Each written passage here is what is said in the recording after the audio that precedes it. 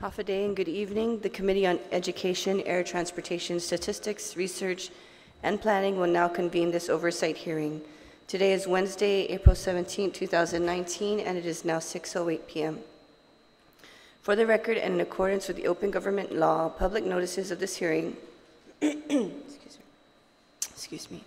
were sent to all senators, stakeholders, and main media broadcasting outlets on Monday, April 8, 2019, and a second public notice on Friday, April 12, 2019.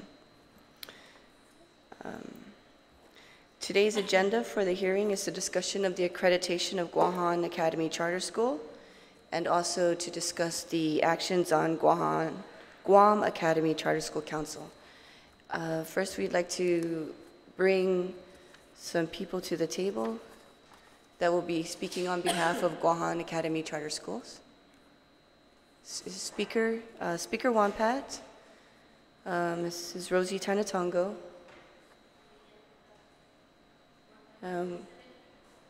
so is Amanda Blas here? Oh, Amanda. Is there anyone else that's going to speak?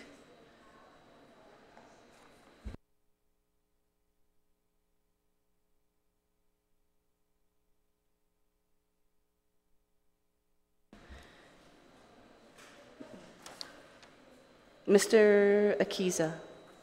Okay.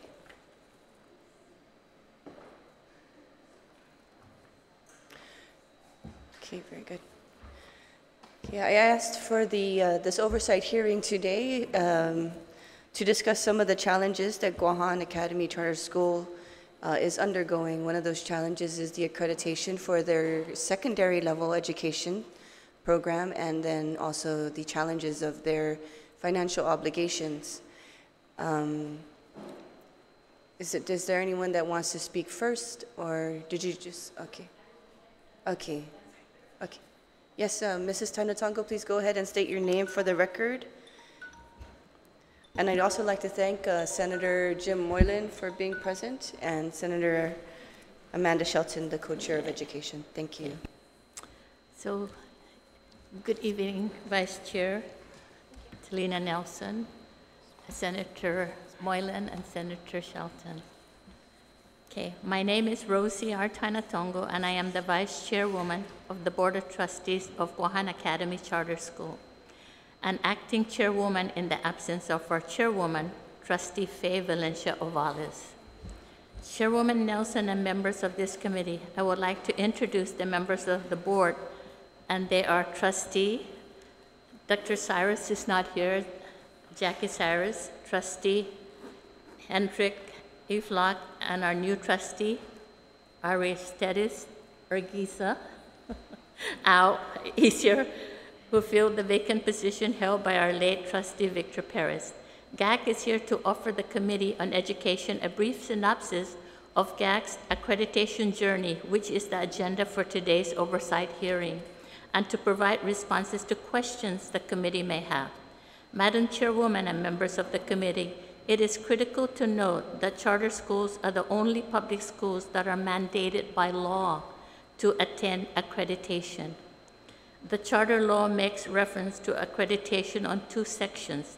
Section 12105, Contents of Petition, subsection P, an assurance the proposed Academy Charter School will seek, obtain, and maintain accreditation from accrediting body deemed appropriate by the Council.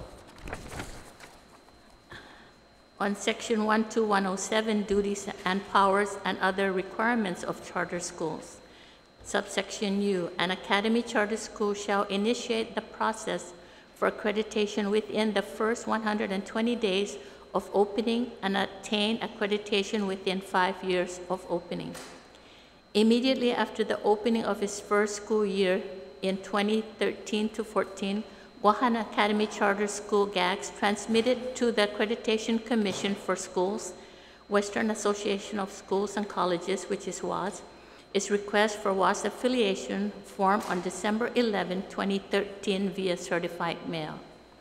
GAC's former office manager sent a follow-up inquiry on April 30th, 2014 after not hearing from WAS regarding the certified mail forwarding GAC's request for WAS affiliation. It was not until September 30th, 2015 that GAGS had a pre-initial visit with WAS Deputy Executive Director, Dr. Marilyn George. Because Dr. George was out of the country, the fall visit was canceled. GAG filed a school report with WAS on December 30th, 2016. The WAS initial visiting team comprised of Mr. Patrick Litkes and Ms. Pat Bennett Guam met with all of GAG's stakeholders on April 6, 2017.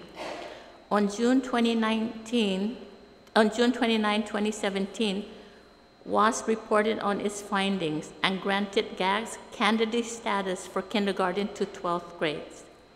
May I point out that the granting of accreditation lies with the convenience and timeline of WAS. This is a complex process. For GAGs, the process from the time of requesting for affiliation to the granting of a status of candidacy took 4 years, and we still have not attained accreditation. According to ACS WAS Bylaws and Policy Manual 8.2, Candidacy and Initial Accreditation Status. 8.2.1, Candidates for Accreditation. Candidacy for accreditation is a status of affiliation which indicates that an institution has achieved initial recognition and is progressing toward but does not assume accreditation. The candidate for accreditation classification is designed for institutions which are not yet ready for full evaluation based on ACS WAS criteria for accreditation. The institution must provide evidence of sound planning, provide evidence of resources to implement these plans, and appear to have the potential for attaining its goals within a reasonable time. A candidate school is required to submit an annual report and is expected to apply for full accreditation by the 3rd year of candidacy. Candidacy status shall expire at the end of 3 years. By the end of 3 years, the school in candidacy status should conduct a full self-study or host a second one-day visit to determine if they should maintain in candidacy for accreditation. An extension of candidacy status may be given once for 1 additional year pending a positive one-day visit or when deemed necessary by the President of the Commission.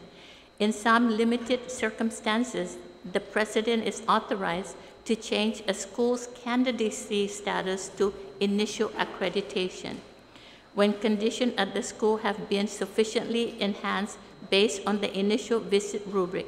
To justify such a change, while an initial visit decision on candidacy may not be appealed, the Commission decision to later withhold candidacy status following the grant of such status may be appealed in accordance with Policy A4. Substantive change were filed by GAGs to WAS regarding changes in facility location for the secondary campus, and on November 3, 2017, WAS substantially changed visiting team of Dr. Marilyn George and Ms. Pat Bennett visited the elementary campus at Building C and D and the secondary campus at the NANS site, former DMV building, both located in Tijan. Based on their findings on May 1, 2018, GAGs received a notice of withholding of candidacy. On June 1, 2018, GAGs transmitted its appeal letter. GAGs received notice on August 16, 2018, that an appeal team has been impaneled. On October 10, 2018, the WAS appeal team of Mr. Robert Holbert, Mr. Derek Minakami, and Ms. Pat Bennett visited GAG's campus and conducted meetings and interviews with all of GAG's stakeholders.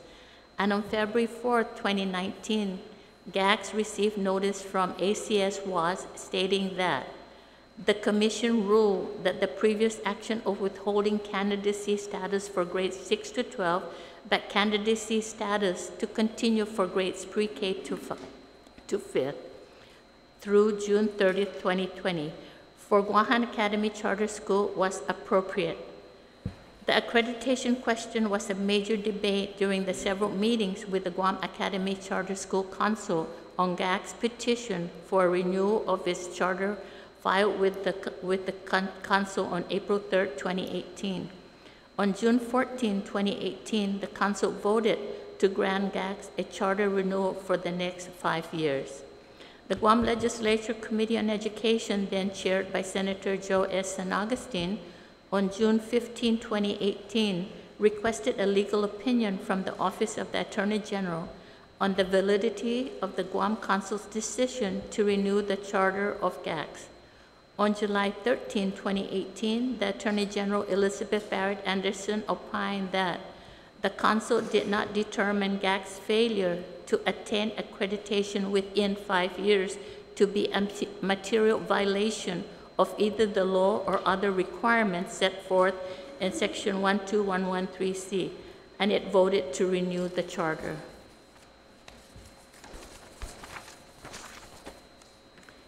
In our opinion, the Council was within its authority to do so. The decision regarding materiality is within the purview and discretion of the Council if it should not be second-guessed or substituted with other opinions, including ours. The statute in this instance does not explicitly require that a failure to attain accreditation within 5 years is automatic ground to disapprove a renewal application. Instead, it allows the Council to make a determination whether there was a material violation of law for purpose of disapproving a charter. The Council did not do so and therefore was required by Section 12113E to approve GAC's renewal application.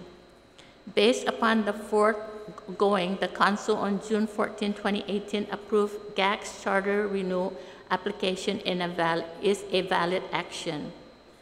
Arising from the continuous accreditation debate were some concerns regarding academic credits and transfer of students coming from charter schools. However, the charter law is emphatically clear that Section 12118 charter credits transfer.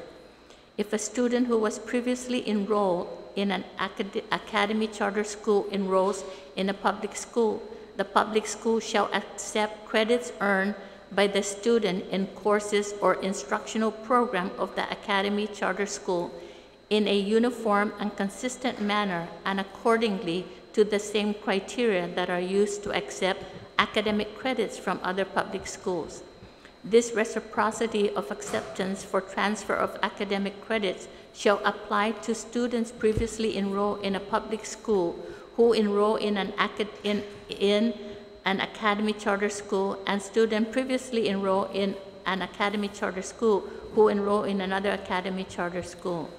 The Accreditation Leadership Committee at the school have been meeting several times a week with focus and home groups. Dr. Judy Wampat, our Chief Accreditation Officer, is leading the team with a team of experienced and dynamic volunteers serving as advisors. She can elaborate on the outcome of the meeting and inform you of the timeline of getting our school's report to us and applying for the initial accreditation.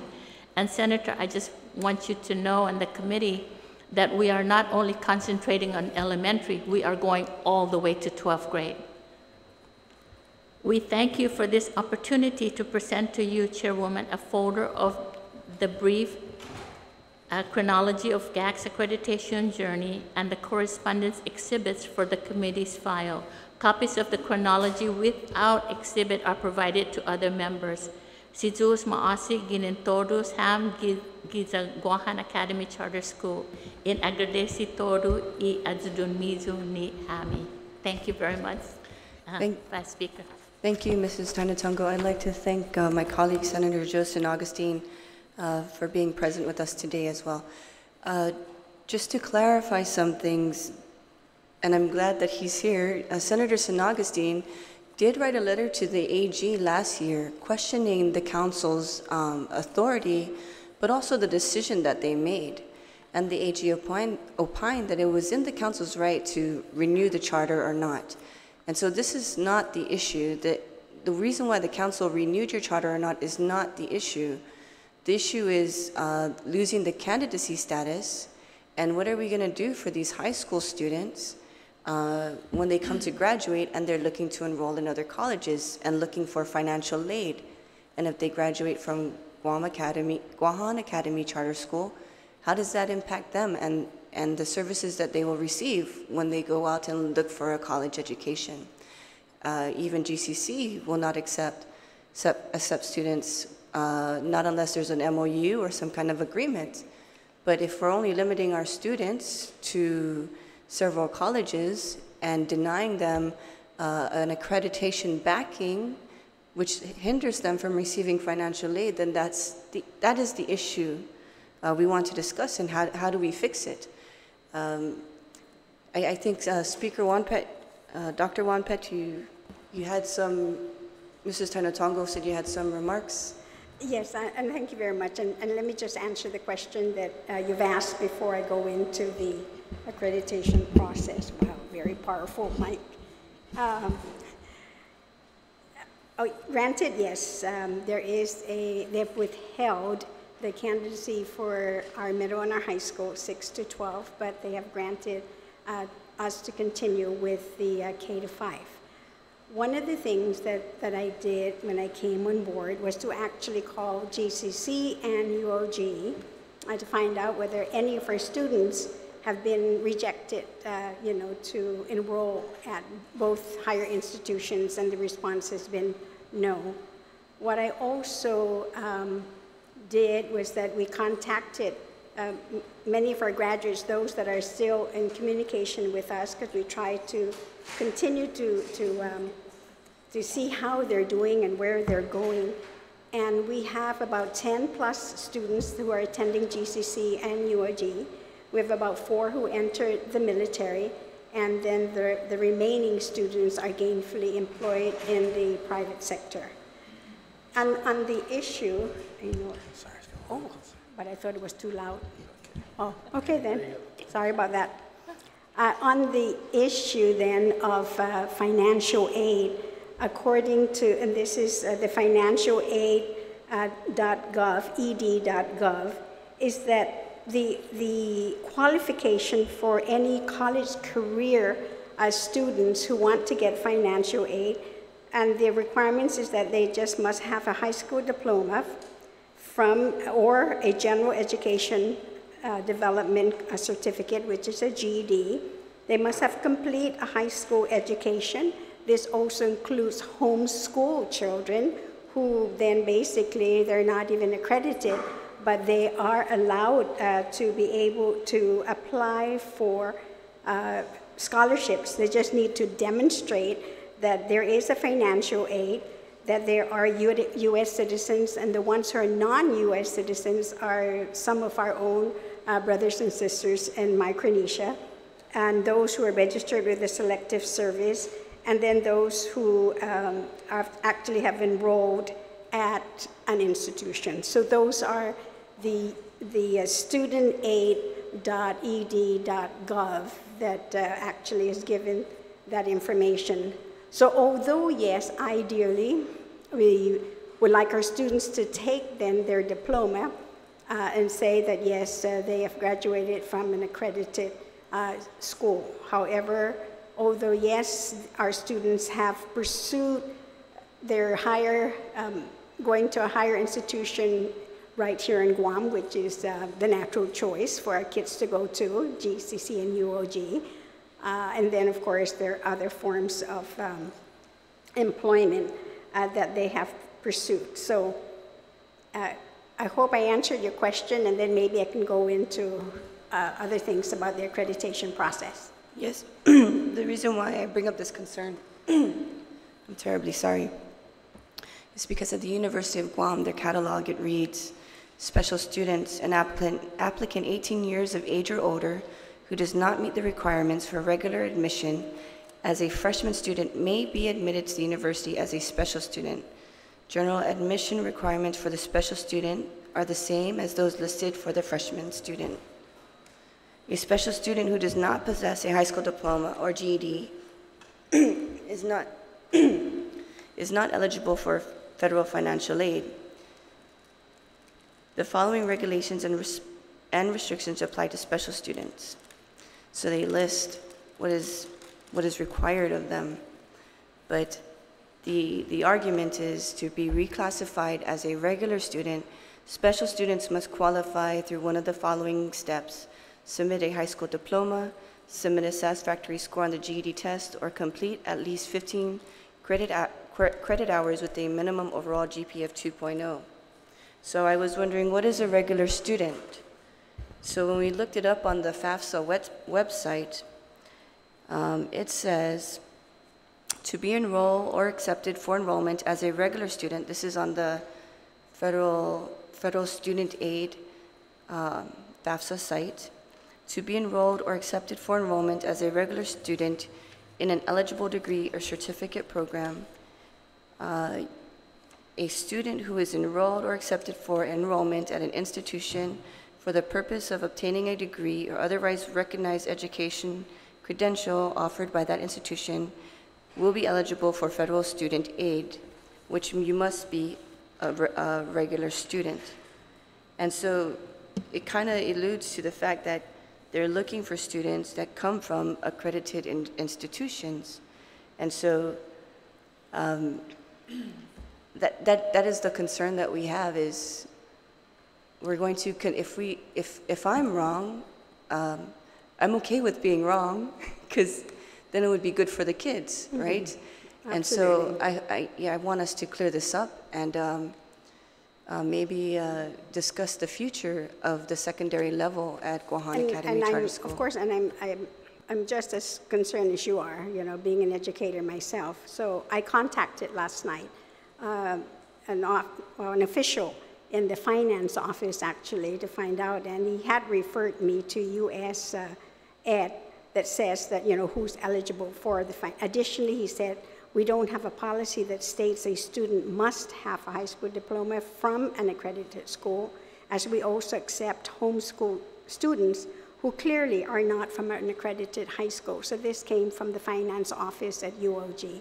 And, you know, I can, again, go back and get additional information to clarify this for you then, so that, okay, you know, you would really feel more comfortable in terms then. Yes, I think the people need to know also, yes, if they go and they apply to other universities or colleges, state colleges in the mainland, if if their statement is the same for all the other schools as well.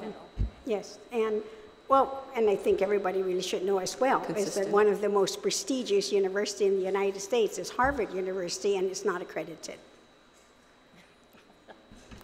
Thank you, Dr. Wampa. Okay. Anyway, so if I may, I know that Ms. Taina Tongu has actually gone through the timelines of the long process, actually, to apply first for affiliation. And I'm just going to give you real quick the nutshell so you can see the years and the gaps here. Is that when we applied for affiliation was in December 2013. It wasn't until a year and a half later that they acknowledged receipt of our request. And then 4 years later, of course, we got candidacy for the entire K-12. Then 1 year later, then they've withdrawn. Can you just name the dates, Dr. Wampa, okay. Please? So we applied for affiliation December 11, 2013. Mm-hmm. And then we received candidacy for K-12 on June 29, 2017. And then they came back a year later and said that now they're recommended, of course, withholding the candidacy on May 1st, 2018, 1 year later. And then 9 months later, which brings us to today, February 1st, 2019 is when they have bifurcated the candidacy of K-5 versus the 6-12.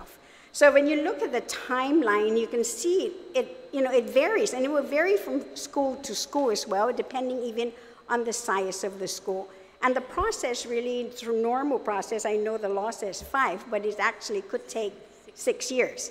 In addition, when you get candidacy, when they come back to review your self-study, they give you 3 years. Well, we've put in our application, so we're doing the self-study now and to be visited next year in 2020, because while this whole process was being questioned, and they came out here to respond to our appeal, we lost technically a whole year before, and then they were supposed to come back and then provide some training, because that's one of the requirements, and when you pay your fees, is that someone from WASC will come out here and actually conduct a training. And it wasn't until recently, in January, and I'm sorry, I take it back, March, when Dr. Marilyn George came out here to do a training for other elementary schools within GDOE. They invited the charter schools, and we participated as well. But that didn't come until almost 2 years, when the original letter to us told us that when they had granted candidacy, that they were supposed to come back within that year to provide the training, and it didn't happen. So, definitely the process, depends. It depends actually, I guess, on the timelines, because it's not just us. They're actually, of course, accrediting other institutions within the United States, and as a matter of fact, they've even gone as far as Asia to do some accreditation. Now, when a school, when you consider, of course, the accreditation, there's several things to remember. Is that 2 things. One is the whole accreditation process is for student learning, and the second is school improvement. So once then that we received that letter, we started running. We couldn't walk anymore. We couldn't wait. We were running because we knew already we were behind the 8th ball, because by the time they came to train us, was actually late. We were really ahead of Dr. George, who came down to provide the training. So this is a document that they give all the schools called Focus on Learning. It's a step-by-step process that we must organize ourselves, and we must be able to read all the criteria. We must be able to collect data. We must analyze the data. We must look at what the data is implicating, and so forth. So we're looking at our strengths and our weaknesses, and then as a result later, then we are supposed to come up with a plan now for school improvement. But that's just a nutshell. But I want to tell you, for improving student learning, we're supposed to do a self-study. And this was the training that Dr. George did for GDOE and the other charter schools. And what that calls for is to develop or refine a student and a community profile. A student and community profile basically is that we have to send out surveys to get perceptions from the teachers, the staff, the students, the parents, the community. And the last one that we haven't done yet is to get perceptions from the board, but they'll get theirs as well. Second is that we're supposed to clarify our school-wide learner outcomes. We're supposed to identify critical learner needs. We're supposed to review progress on a school-wide action plan from the previous self-study. And remember, when they gave this to us, this is what they put down in their handbook. But because, like I said, we're already behind the 8th ball because they didn't do the training for us. For us now, it's not looking at the previous self-study, it's actually creating the self-study itself, and we're just moving forward. Then we're supposed to analyze the quality of all students' learning, the programs, and the process according to WASC criteria. Then once we do all that, then we're supposed to revise the school-wide action plan and then start the monitoring process. We received a letter, an email from WASC, basically setting the dates for us, for them to come and visit us next year in 2020, because that's the time frame they gave us for our candidacy, which is normally for 3 years, but you can abbreviate it. So anyway, we indicated that we would like for them to come and visit us in May of 2020 next year.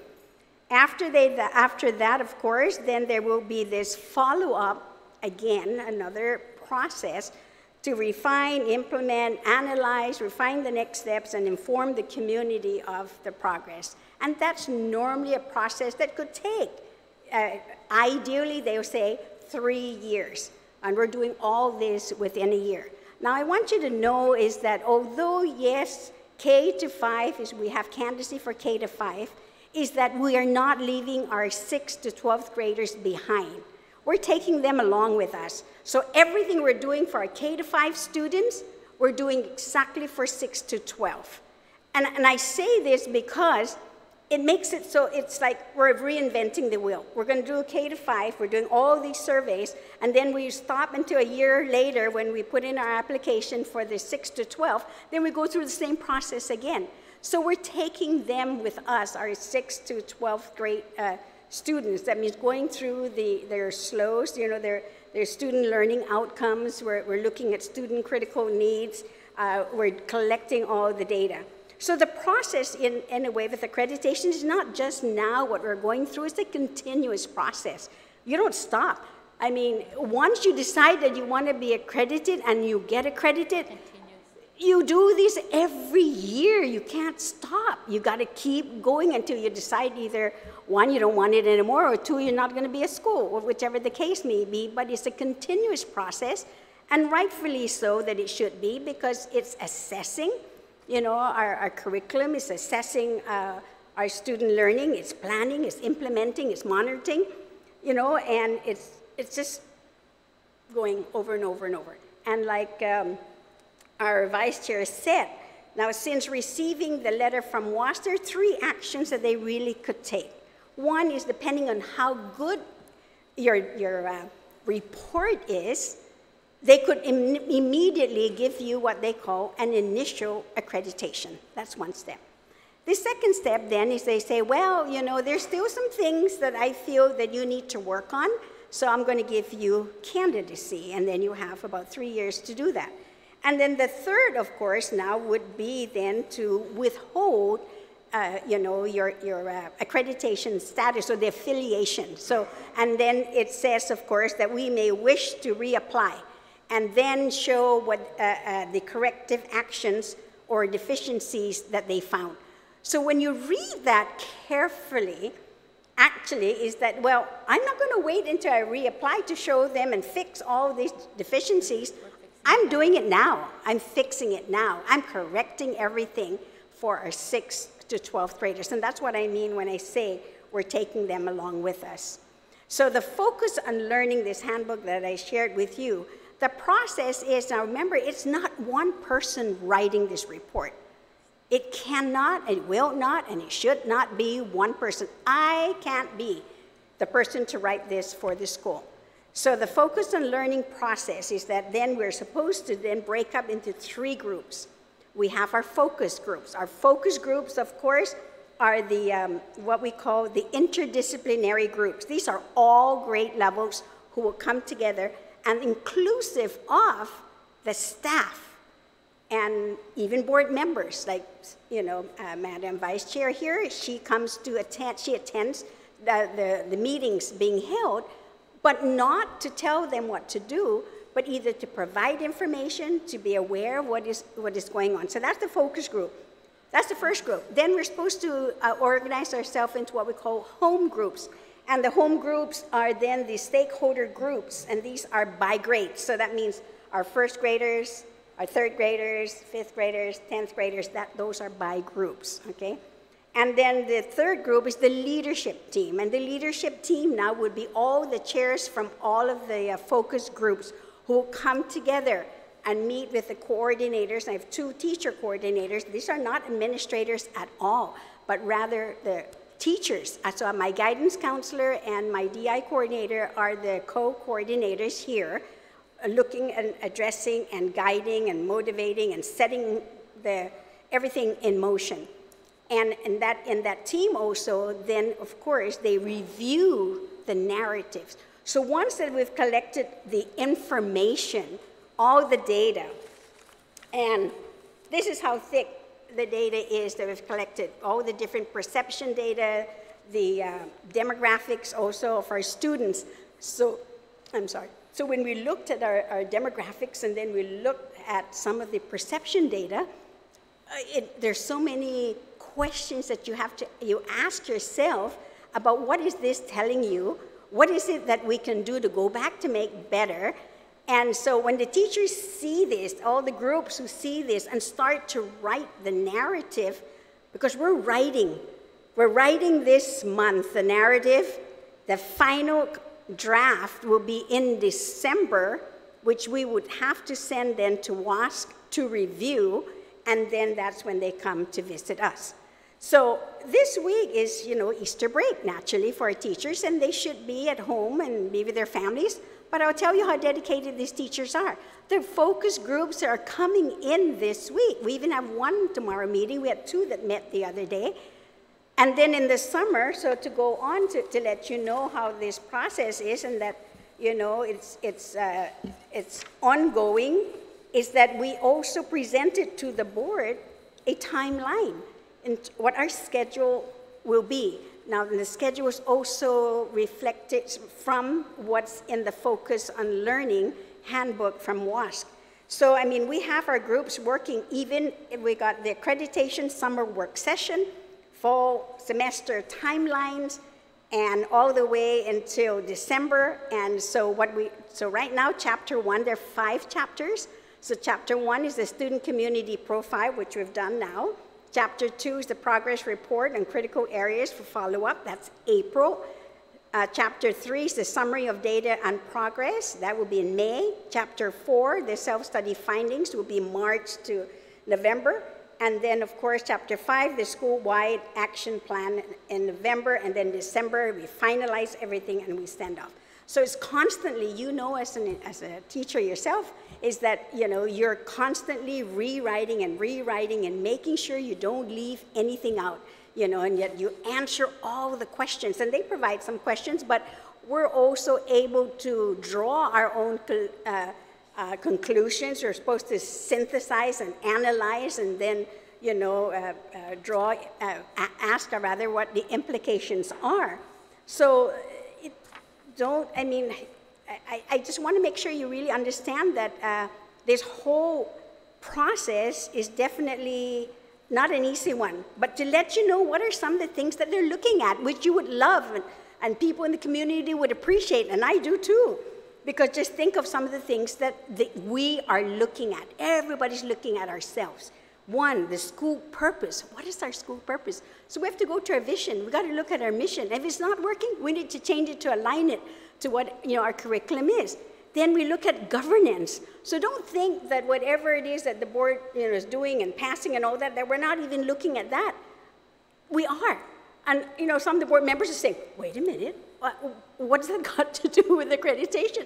But it is part of the process. And then we ask about school leadership, so we're looking at that and how decisions are being made, how do we empower the staff, how do we encourage commitment, and then we look at our staff also and the leadership and their qualifications, their responsibilities. We look at our environment, our school environment. Is it a nurturing, healthy, safe? Do we have high expectations for our students? Then we look at reporting student progress, to assess our students, how are they progressing? So, and it's not just the district-wide assessment test that's required, which is the ACT Aspire that DOE also administers. We also do the SBA test.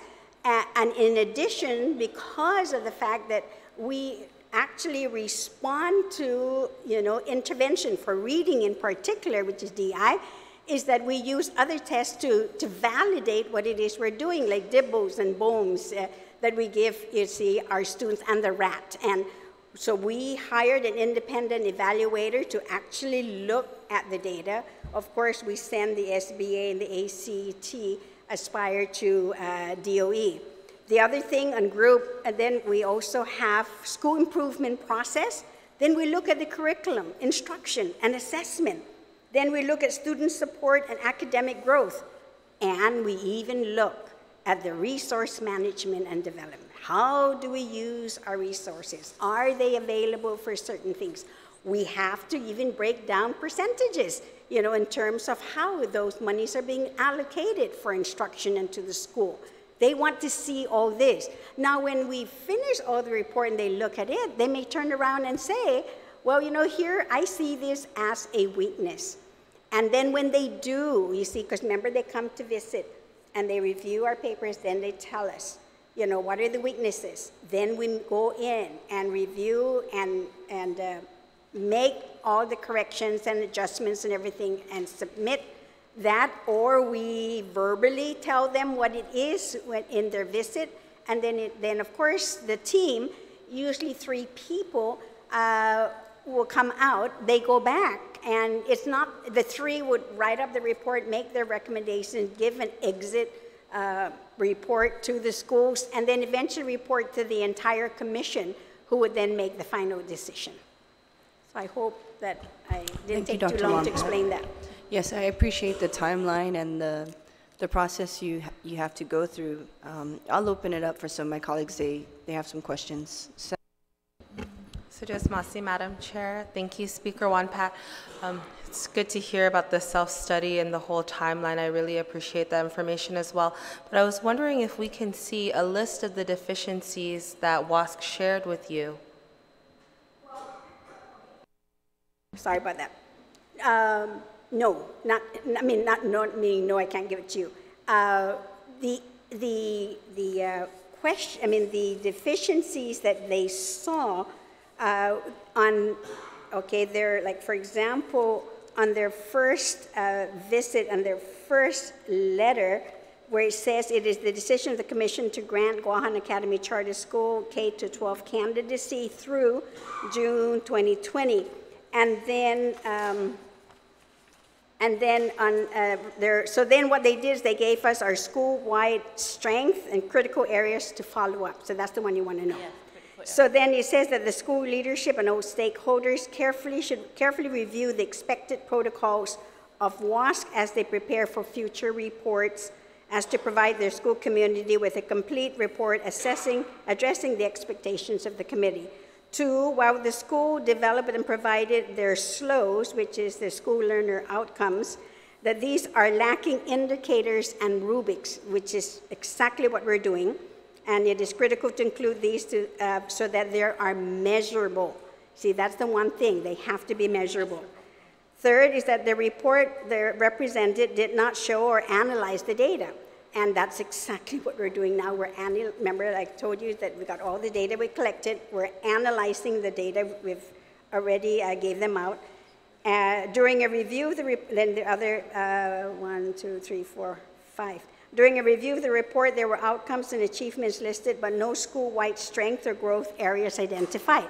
And that's exactly what the self-study is going to be doing. We're going through all that now to identify our strengths, our weaknesses. And then during the meeting, with various staff groups, it was not evident that the WASC focus group process was followed or understood. There appeared to be a lack of understanding of the organization process and structure of the focus group. So since when we read all this, and we started to organize this. I remember I explained the 3 groups, the leadership group, the focus groups, and the home groups.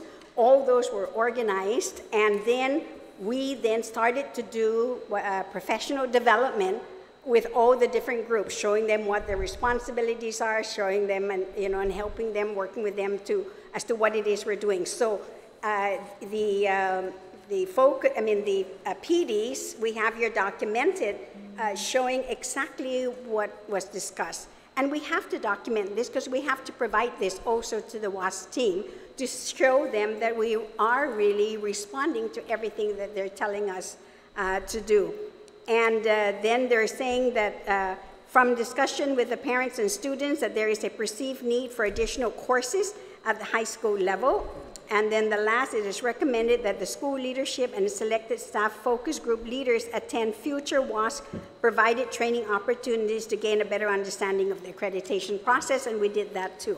Okay, so the deficiencies, I'm sorry, I forgot what they were called in what you were reading off of. Oh, they just said critical areas for follow-up. Okay, areas for follow-up. So those things, when you initially applied for the accreditation, were those all things shared with you that you should have already known from the beginning? No. Because that comes later with it comes later with the focus. With this book okay. And the self-study book that now would tell us. So it's like an initial a snapshot look at what you have and what they could see, then that's what they give you. Then now, this is where now the self-study comes in for us to now then address not just these issues, but any others that we ourselves would find based on the data and the study that we're conducting. Okay, thank you. And which now they understand their role. Oh, yeah, that's true. Thank you, Madam Chair. You know, looking at the board of GAC, can you tell me, pretty much most of you guys are new, am I correct? I mean, I know you're not old. Only Al and you. I mean, when you say new, as in yesterday? No. No, the reason why I'm asking this is because I remember 2 years ago, I didn't see Al, I didn't really see you, Rosie, I didn't see Speaker Wampat. So generally, you're all new, okay? Well, actually, and what I'm trying to get at, Speaker, is that otherwise, we can talk about all the time frame, but you're behind the power curve. And I don't want to say that because you're just trying to catch up with what has happened in the past. And Al understands where I'm coming from. 5 years ago, the process, 2013, it's 2019. Be like,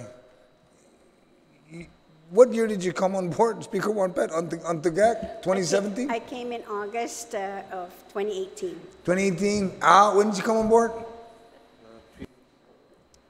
Okay, turn on the mic. 3 weeks ago? Yes. Sir. Rosie, when did you come on board for GAC? Last year. Okay, you guys understand where I'm coming from?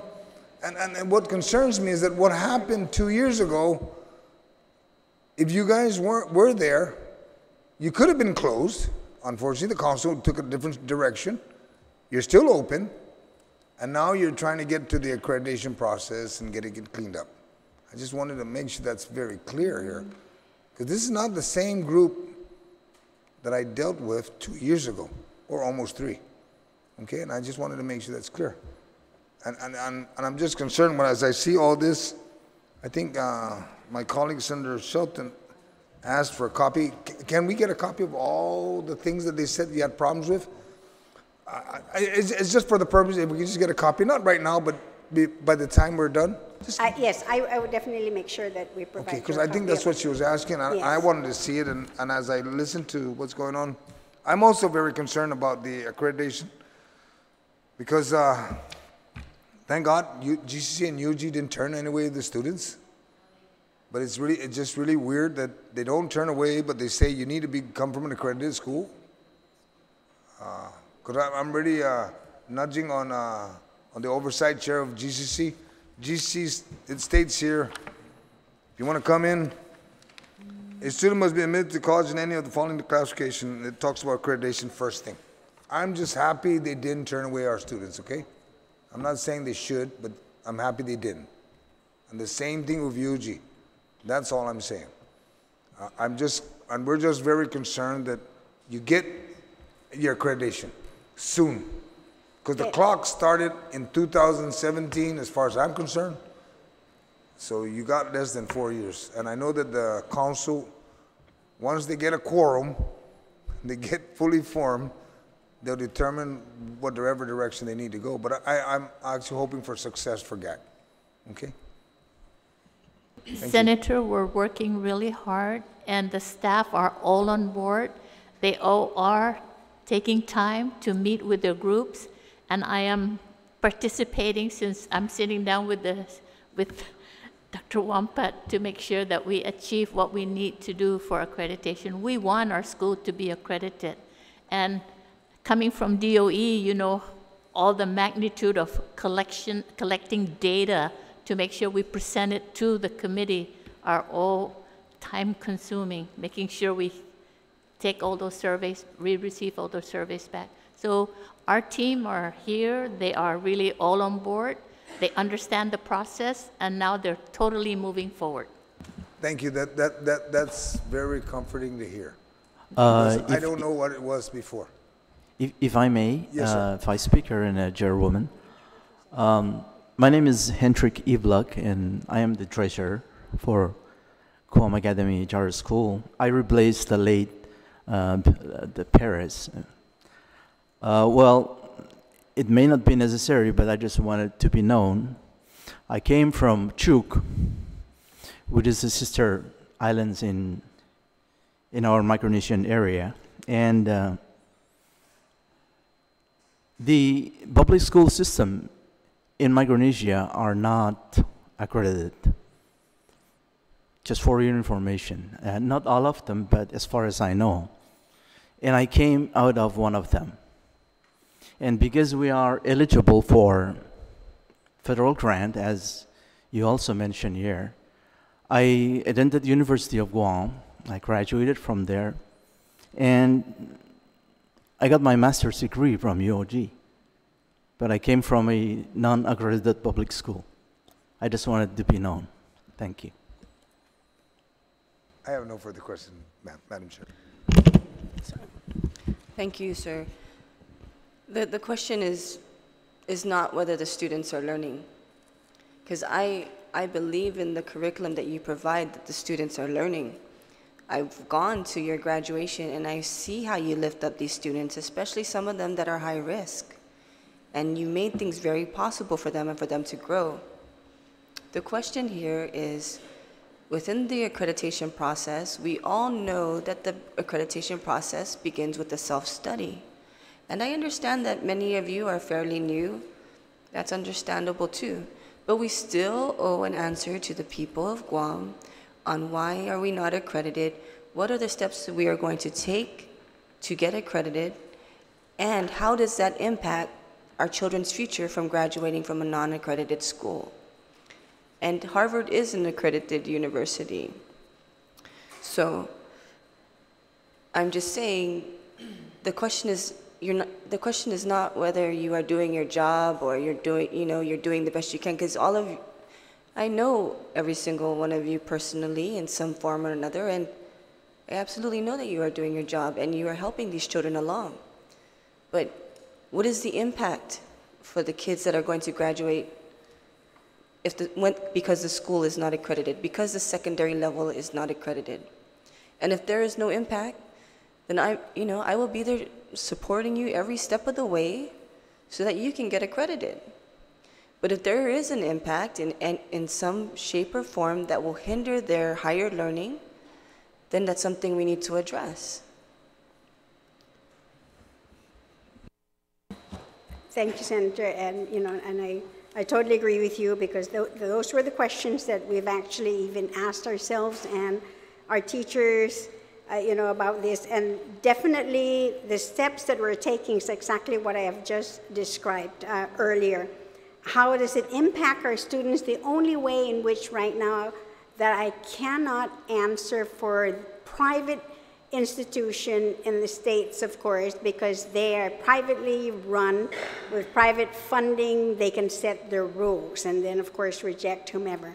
But for government or state-run universities, and of course some of them would have it, but if a child was able to qualify for federal financial aid to attend an institution, then of course, then that child would not be impacted negatively. It would only, I'm thinking in my mind, and I could be wrong, is the private institutions. Our two universities, our university and our college here are, of course, government run, so to speak. They're not a fourth branch, and they do continue to receive government funding, so therefore they've accepted, our students. I'm not saying that our students shouldn't go off island. I do know is that we've been making a lot of efforts to encourage our students to attend our own schools here, and that's why the legislature, passed legislation that when there are scholarships that are provided to our top 10 students, that it must be used at our own local institutions. And if you choose to go off island, then that passes on to the next child on the top 10, ranking. So yes, they'll be impacted, I think, negatively for private institutions. But in terms, I don't think so with others. And because there is this growing number of homeschool children. So are they going to be denied then really entry into a university? I mean, you just have to ask yourself, you know, that question. So it's almost as though, yeah, maybe, so our kids don't, and I'm not taking this lightly, because we're doing everything possible. That's why I say we were moving fast, because we want to make sure that then we do not fall behind and that we do not try to negatively impact our students. Okay. You have my word. I'm putting my credentials on the line here. Okay. I just would like to see something concrete, like maybe something from the director of FAFSA saying that students can still receive federal student aid. Okay, at I any mean, rate. I know I only got it through messages, but I'll ask him to put it in writing, and I'll get you a copy. Just so we know that Yes. when we move forward, if we make this decision to continue the funding source for the secondary level, that absolutely the children will receive, all have access and be able to apply to all of the federal grants available to them when they enter college. Thank you, Dr. Wanpat. Thank you. Okay, I'd like to talk, I'd like to speak a little bit about the financial challenges that you're having. The audit report just came out, and in the audit report, just pull this up. Yeah. In the audit report, we have they call it a going concern, and it says on section 13, page 25, that the financial statements are on a going concern basis, which contemplates the realization of assets and the satisfaction of liabilities in the normal course of business. As of September 30, 2017, current liabilities exceed current assets by $3.722 million, as GACS has been unable to obtain long-term financing related to the purchase of the land, $1.640 million, leasehold improvements to the temporary facilities, $637,000, and construction of the new campus facility, which is $2,780,000. Much of this deficiency is concentrated in 5 vendors, although no additional action has been taken to recover the debt, because GACS did not have sufficient funds to pay all outstanding indebtedness.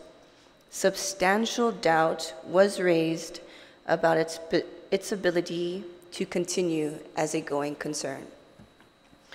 And so basically it's saying that the debt that you hold far exceeds the assets that you have. And my concern is you have these 5 vendors that you owe a considerable amount of money to. How is that going to impact the government? How is that going to impact GACS? What are the steps that you are taking? We've seen promissory notes that have been signed by some of the vendors. We have a Bank of Guam letter that it makes you eligible with certain requirements to borrow up to $14 million, but I don't know if anything of that has been realized. And so, is there anyone here at this table, perhaps some from the, okay, can speak on that. Okay, thank you. Good evening, my name is Al Giza. I'm the Board of Trustees for the last 3 weeks, but my background is in auditing for 35 years with OIG, Inspector General, GDOE, former OPA. Now, to address all your questions, to begin with, the overall scenario, before an audit's been done, before any reporting has been done, we follow standards, which is government audited standards, okay? Now, each public auditor, each federal and local government must, follow the standards. And it says here that audit reports got to be objective and demonstrate that the work has been performed by professional, unbiased, independent, and knowledgeable personnel. Okay, keep that in mind.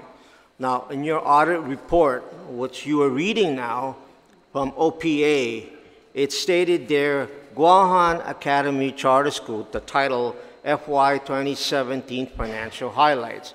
Great. The problem there is, if you look further down, then it says in the third paragraph, BCM, the independent auditor that audited us, rendered an opinion on modified clean opinion, which means that there's no monies missing, okay? Further, if you go down to the report, it says here, management plans to pay off a loan FY 2019. My question is here, upon reading this as an auditor, for how many years? Your scope of audit is for FY 2017. Why do you mention FY 2019 when the audit's supposed to be within only the fiscal year of 2017? Basically, this report is already biased to begin with. Okay, in other words, we call this fishing for facts, for errors. This is what it is, for the record. Now, it's unfortunate that they could have made the changes, OPA could have made the changes prior before issuing to the public, but they rendered the opinion, and no, okay, it's fine.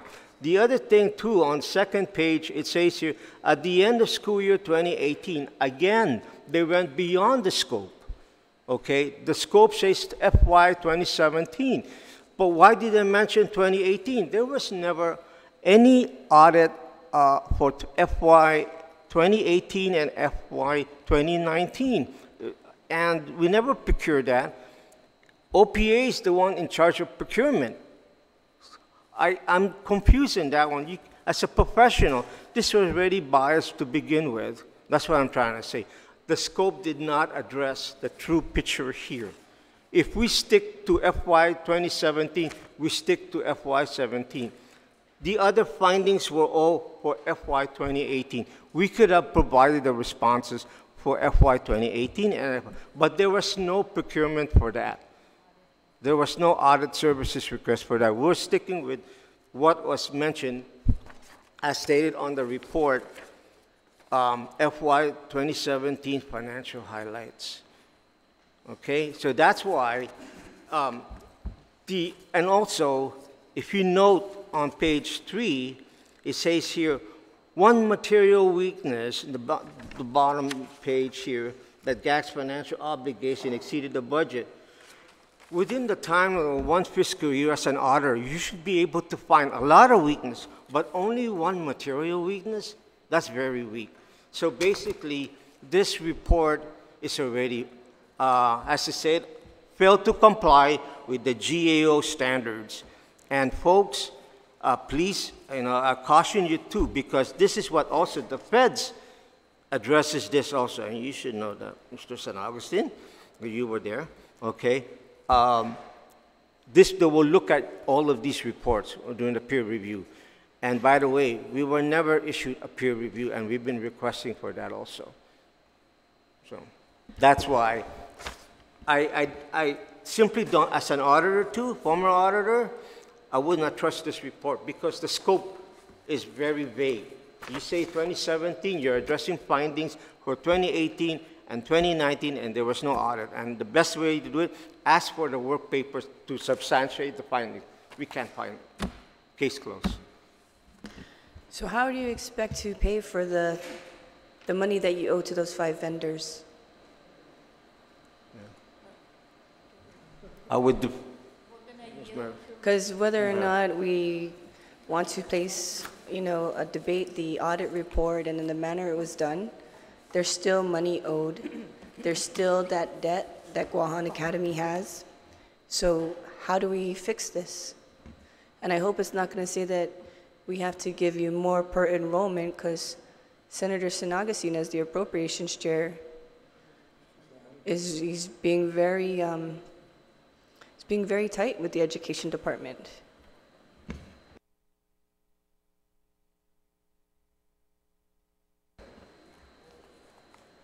Good evening, Chairwoman Telena Nelson, Senator Amanda Shelton, Senator San Agustin, and Senator Moylan. My name is Marilyn Manabus, and and I was summoned by my upper bosses to come and respond to the questions.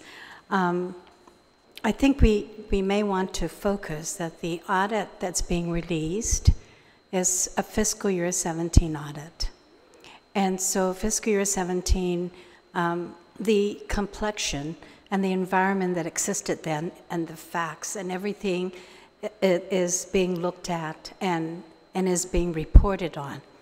So in fiscal year 2017, we came before the council, and just like the law says that we go and get a budget over to the council, and then the council transmits it to DOE, and DOE comes to the legislature. Fiscal year 17 and fiscal year 18 is it was a very exciting year for Guahan Academy Charter School then, because it was going to be going into its 5th year, and it was also going to be, they were also going to go and apply for a renewal to continue operations for the next 5 years. And in most charter schools, your contracts, your authorizer, which is the council, gives contracts for charter schools for 3 years or 5 years. In Guam's case, charter schools are given a 5-year charter period by their authorizer, which is the council. So it was a very exciting period. In 2017, we purchased land, and we were looking at, the legislature zoned the land to school zone, and we're very grateful for former Senator Atta for doing that, in anticipation that we would save costs for having to go before the land use, and it was strictly only for school. And so we're very appreciative that we have land now, 15.5 acres of land, up in the municipality of Barrigada, and it's cool. It's zoned S. So going back to 2017, we came before the council seeking. Well, actually, first of all, let me go back. So in facilities planning, we said we have this piece of property. Excuse me, I'm just getting over a bad cold. So in 17, we came before the council. When a school gets a charter approved, they also come up with a business plan.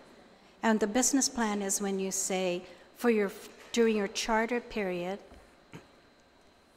God bless you, thank you.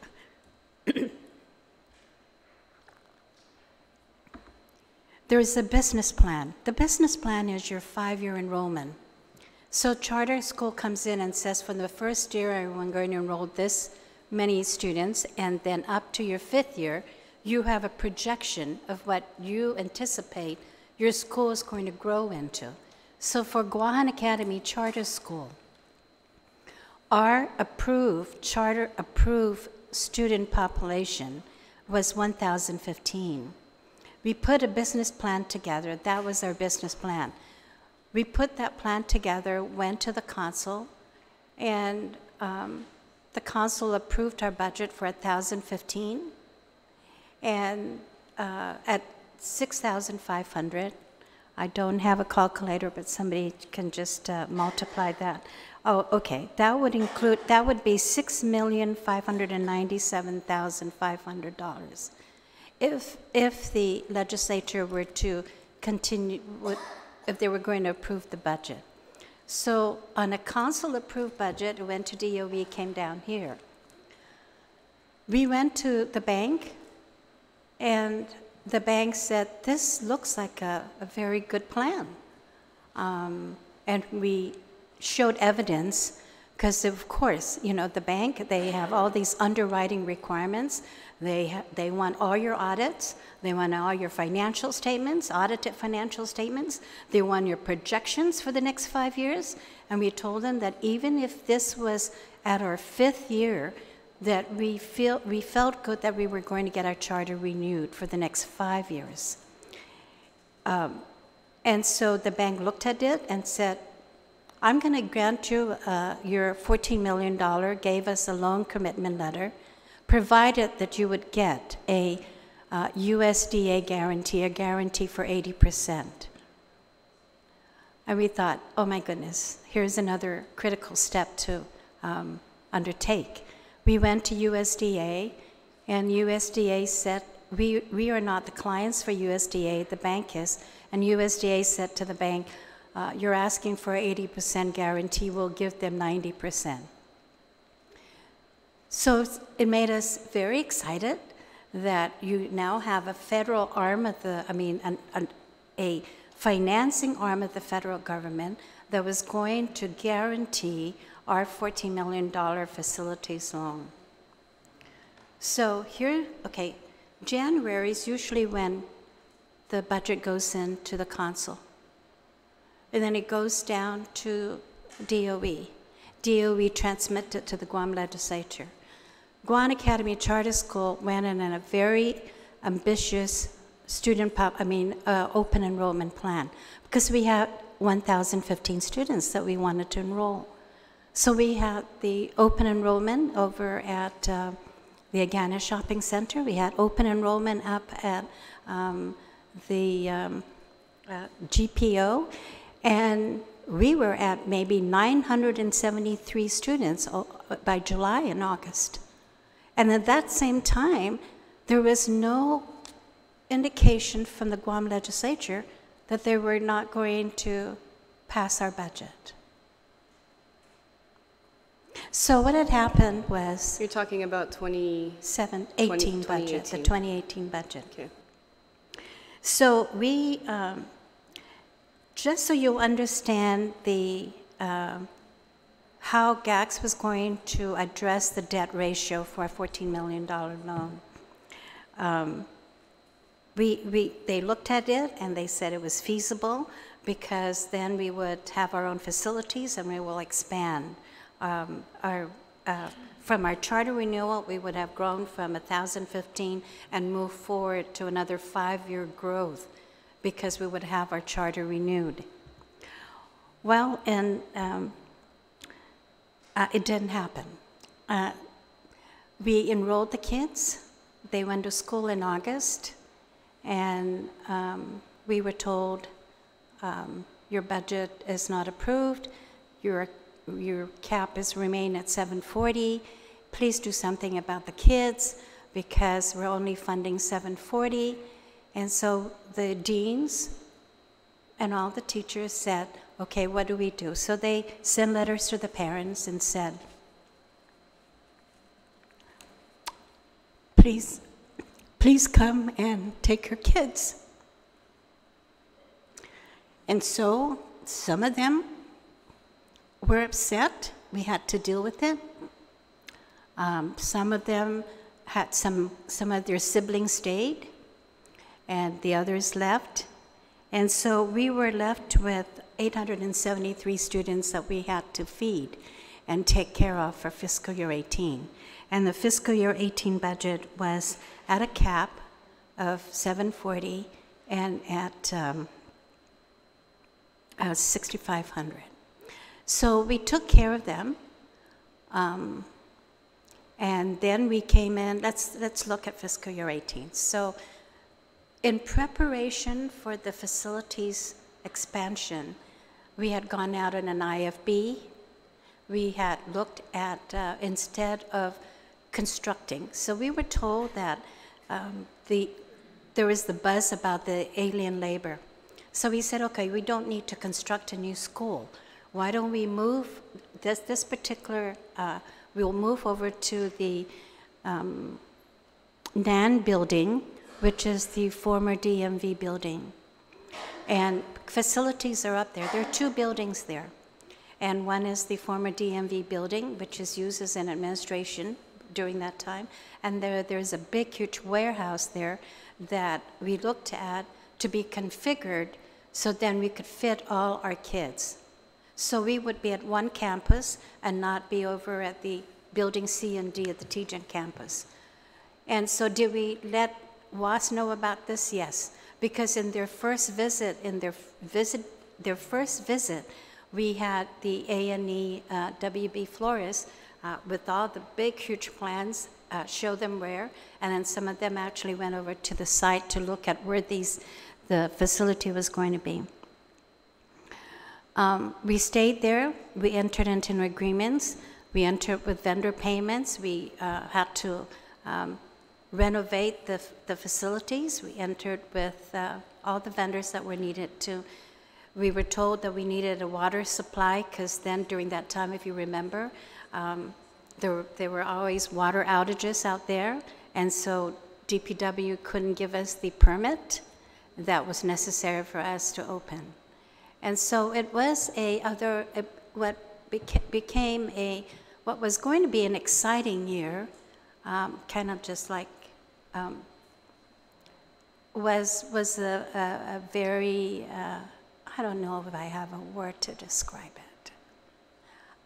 We had kids to take care of, meals to pay so we could, because we're not in the child nutrition program. We had utilities to pay off because now we are in another facility. And so I have to say that we have good faculty and staff and deans because they took care of the kids. Educating the condition did not impact the education. And I believe that Dr. Sablan emphasized that went on. We did what we needed to do as mandated because we were entrusted by the parents of these children to take care of them. So we were stuck with 873 students. No, we actually retained 907, and then gradually some of them left. I'm looking at my notes here. So for fiscal year 19, okay, for fiscal year 18, so we didn't have any money. We had all these bills. We had all these vendors to pay. And we didn't have enough in fiscal year 18. So if you're looking at fiscal year 17, and that was what was happening in fiscal year 17.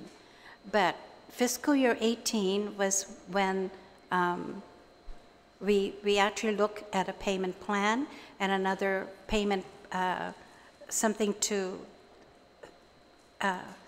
we just said we need to handle this. So fiscal year 19 we went in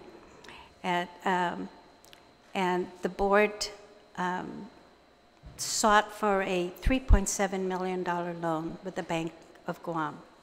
Now, why the Bank of Guam? Because people will say, why the Bank of Guam? Well, we want to say that we did an RFP for financial services. Okay, we just didn't say we're going to go to the Bank of Guam, the Bangkok Ifit, that's it. Senator? We did an RFP. And the Bank of Guam was the only lending institution that replied to an RFP to protect us. So we have all of that on record, okay? There was no big deal or any other deal other than that they're the only lending institution that responded to our RFP.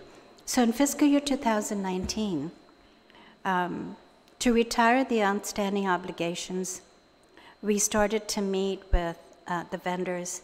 And we told them, here we are, being a recipient of some not happy vendors, angry vendors, vendors who are not happy. I don't know what else to say, but we gingerly walked them to our plight and then went to the bank for a $3.7 million loan.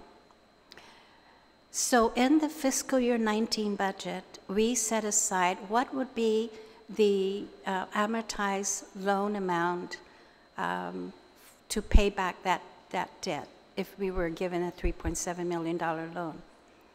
And it was $72,000 a month at 6.5% for 5 years. So we budgeted. We budgeted in fiscal year 19 $840,000 that we set aside for that particular loan if we're going to get that loan. Well, the bank said, where is your audit? And so it just got released. Amen. Today. But When we went to the bank, we told them that we had shown the vendors, talked to them, and said, here's what we're going to do. We're going to have a payment plan, and we're going to use the $750,000 out of the $840,000, and say to the bank, we have a dedicated funding source. We don't need a 5-year plan. If we don't use this particular funding source, we will lose it because there was no carryover. And that was what that funding was intended for, was to reduce the obligation. And they were amenable to that because they would, 750,000 was there, 840,000 is there. We're going to use 750. We have a payment plan, and it would be paid up in September 30, 2019, or else it will, unless we get other facilities and other buildings, we're going to lose it. But that was the intent of that fiscal year 19 budget. So we are currently in discussion with the bank, and they thought that was a more palatable plan to address payments to vendors that would pay off most of them with maybe with the balance of 4 vendors, the big vendors that we would have to move forward again in the next year to pay them off. So that's the best I can let you know what those obligations are for. They're listed with the Bank of Guam. They're listed accordingly to the Bank of Guam. It just lists all the vendors, and it listed them according to the highest vendor that we owe to. Okay, thank you, and Senator. I hope that I kind of clarified a little bit. Thank you. I'll open it up for the other senators. I think Senator Moylan has a question. Thank you, Madam Chair. It's kind of like what Senator San Augustine was talking about. You're a new panel here, basically, and majority of us on this 35th legislations are new too, but we kind of inherited what we're going to both struggle to get through. So if I understand, you had a great business plan, and we got this fantastic initial loan for $14 million, and then we started the construction. Is that correct? Supplies came on in, there was ground breaking, everything. We cleared the lot. We got these expensive stuff were brought in by people that submitted for the bid and won the bid, anticipating this $14 million loan is going to happen based on the business plan. So we started the construction. How far did we get on this construction? There is really no construction. It's not new construction, but actually, if you look at the warehouse, these are pre-made steels that were brought in from Korea, and they are. I'm not very good in these housing prototypes or any of these things, but what I'm saying is that they're supposed to be retrofitted already, so when they come, it's easy to just kind of put them all up. And so they already started to have them up. We were almost all done, and that's why the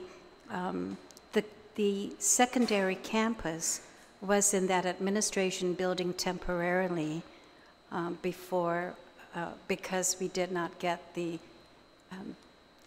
renovation completed. So the building materials came from off-island Korea. That's correct, sir. That's correct. Steel beams, and yes. They came to the island. We got these steel beams up. That's correct. When we made partial payment on them, but we're just not able to.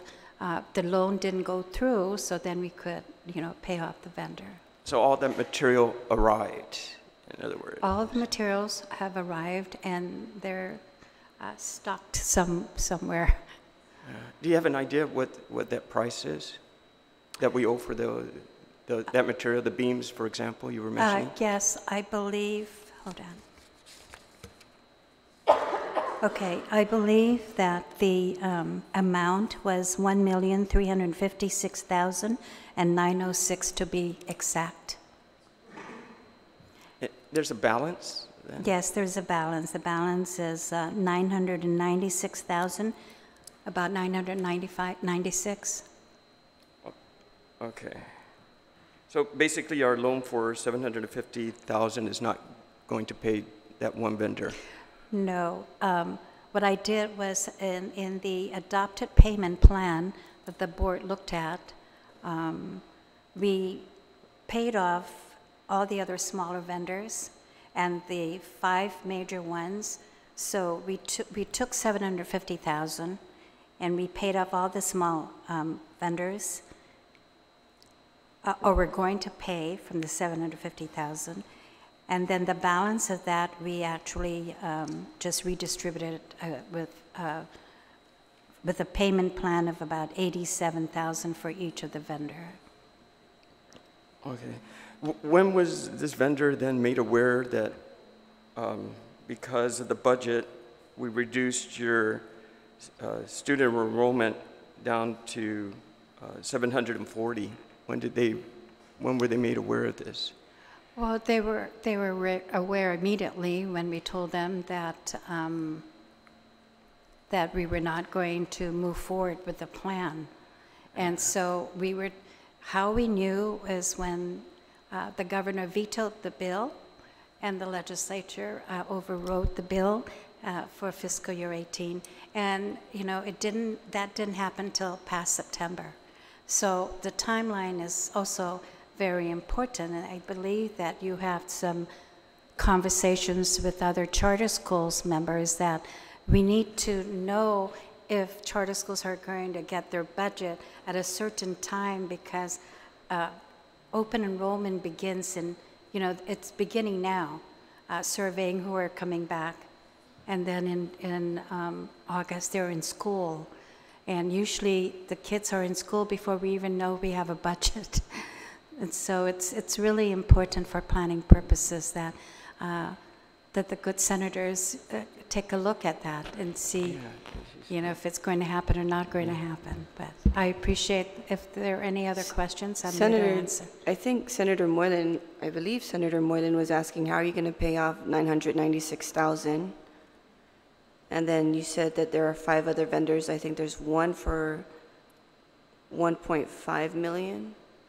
Yes. One for what it is the out of the 750,000 we have vendors. So yes, but the 750,000 does not cover this 996 obligation. So how are you going to pay this?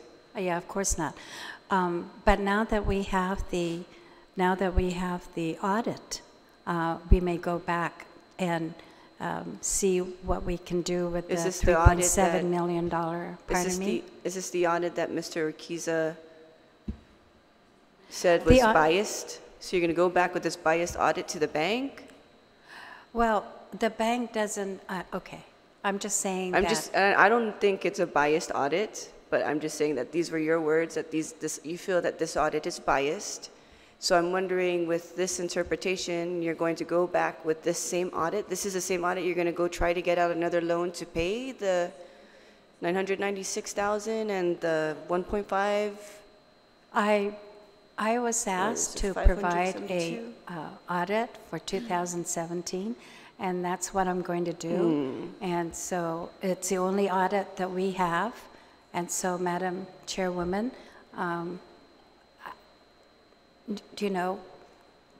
that's what I have.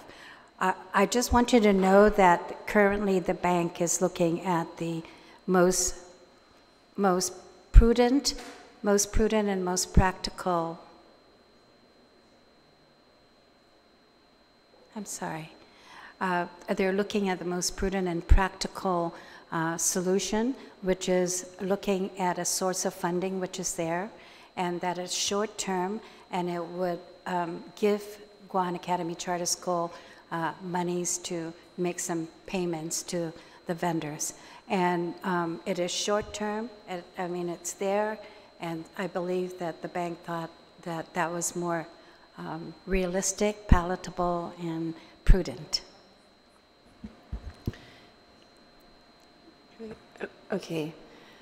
I want to understand this, perhaps for the people to understand it who are watching.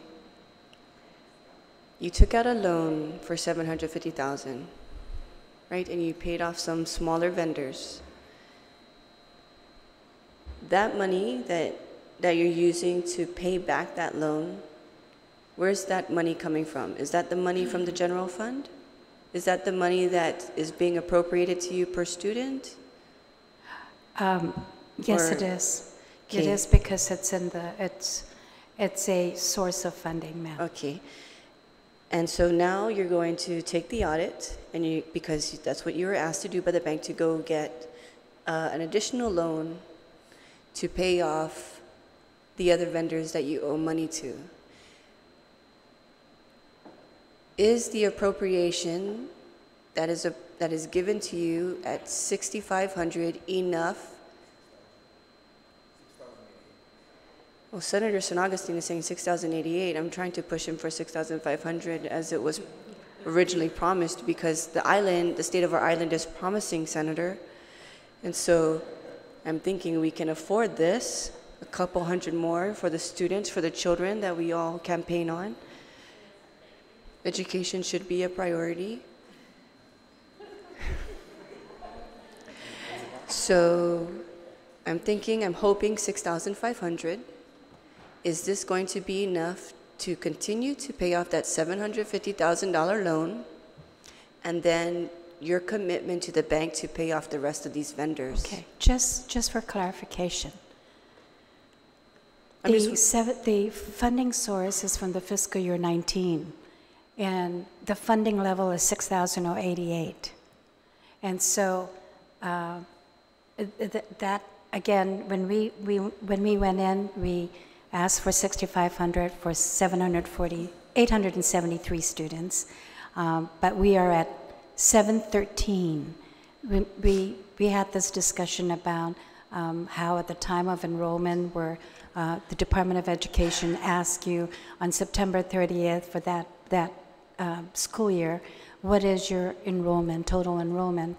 And so for Guam Academy Charter School, although we had a waiting list, at that period of time, we gave them our list of students, and they numbered 713. So not only did the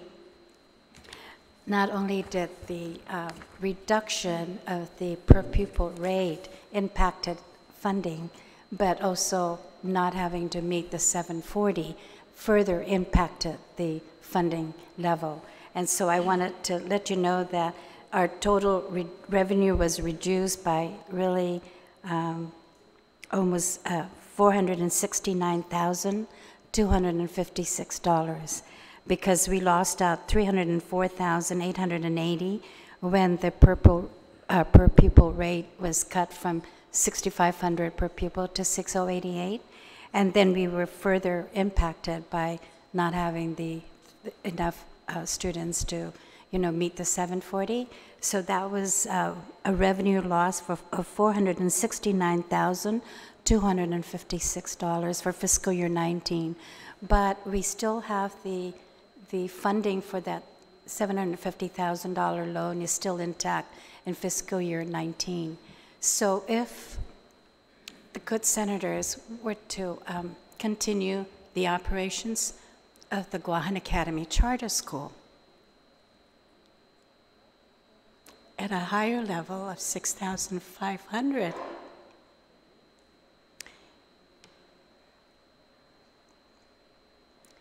it would posture us in a better position to say to the bank, we will be able to move forward with a greater loan to just now retire the balance, because the 750 was only to address a payment plan. Okay, so we had an informational hearing several weeks back, and the discussion was to remove the cap of your enrollment. And we agreed that we would do that. The reason why I have not submitted that bill is because, one, there was the losing of the candidacy, and then two, now we're facing this issue of how are we going to pay these vendors.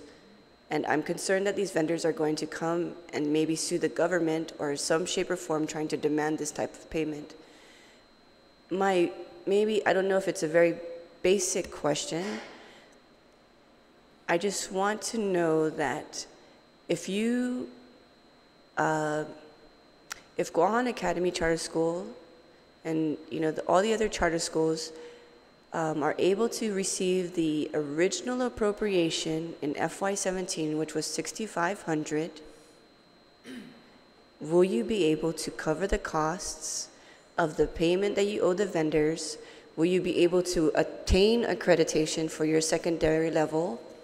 And these are the things we need the commitments to, because the question is why don't you do away with the secondary level and focus on elementary? And I know that's probably something difficult that we have to examine. And then what happens to Guahan Academy, because now your enrollment will drop and you will not be able to pay those vendors. And it becomes a bigger issue for the government. And the whole reason why I feel, and reading the testimonies when the bill was first introduced to give Guam another choice, to start charter schools, everyone believed in the testimony and supported the bill. Speaker, that supported the bill. I went back and I did some, I wanted to understand the history of these schools. And everyone believed that it would help Guam, help their education system, and it would be better. But we're here 6 years later, give or take, and we're coming across these issues. And Yes. so it's like, And with the 6,500, if we lift your enrollment, and with the 6,500 students, will you be able to fulfill your debt obligation and pay out your vendors and still maintain the excellence, the academic excellence that you claim to have? well, I just need a yes or I no. can, yes. And I'll Okay. tell you, because with the grace of God, I know, because we've got dedicated staff and support from parents who want to continue to enroll their students at Guahan Academy Charter School. And I say that with total conviction, Madam Chairwoman. And only because, I've been with the school for quite some time, and there's no template, but I wanted to point out something that needs to be pointed out, and that is I lost my trend here. We need to find out if there is such a need as a business plan or a population growth when you're continuing to cap. Why would you ask a charter school to come and say, give me your business plan, and how are you going to grow, and how are you going to meet this growth according to, this plan? And so we continue to see this cap and see this cap. And I'm glad that all of you are going to actually sit down and have a heart-to-heart discussion about that, because then you don't have to require a business plan or a 5-year projection enrollment plan if you say charter school, you can only grow up to, because that's the number I'm going to fund you for a long, long time. And I'm not suggesting that that's a good formula, or even to discuss, to have a discussion towards that kind of rationale. It's just that when you require a charter school to come in and say, we're going to allow you to become a charter school, you're going to be different, because that's what charter schools are supposed to be. And you're going to show me why you're different, and with all your innovative ideas, and you're going to show me your growth, then, the cap keeps coming in. And so you ask, why do we have Okay, let me just comment a little bit, okay? Yeah. When charter school started, and former Speaker Wampat knows this, when it first started, it started with $5,500, okay, a student. If you had planned your 5 years at $5,500, the 65 was a gift. And unfortunately, the gift was taken away because that's just the mechanics in finance.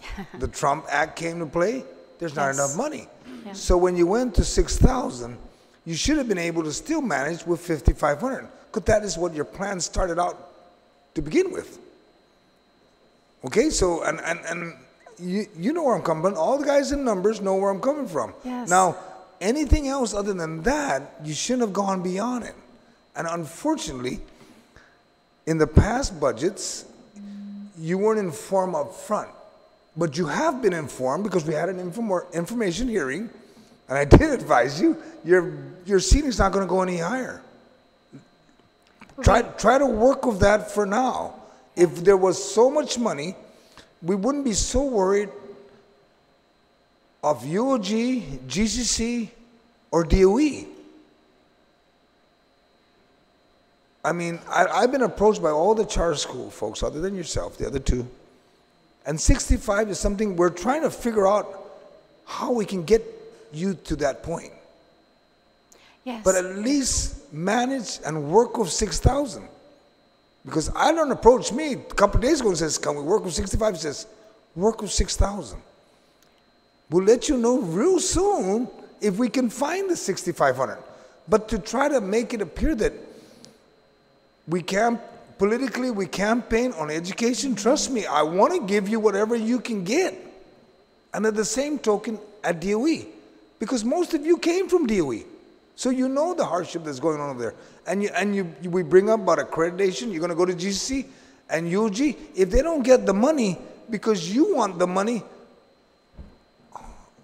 Yes, I got to look at the whole picture, okay? So just be patient. Yeah, and And I'm hoping, and I know that what you're dealing with the bank was with the $6,000, $6,088.